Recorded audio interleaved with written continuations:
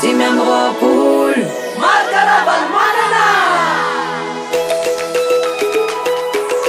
dimy amby roapolo markaravany manana faly a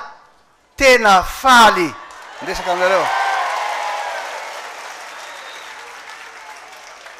ary misaotra n'Andriamanitra midera azy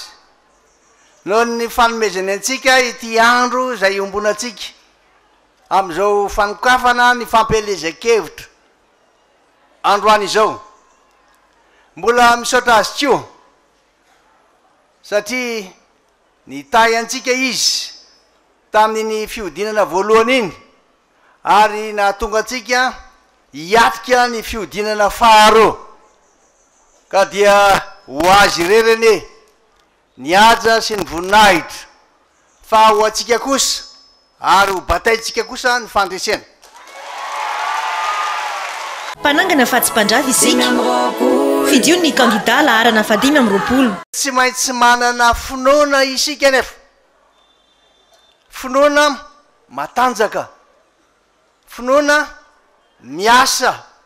ary finoana manana fanantenana fahandresy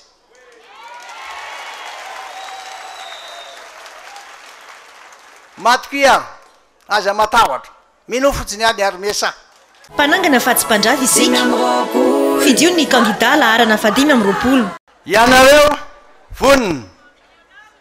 fa iza koa efa hatry ny elona ny vonina sy ny andry an'ity fividianany ty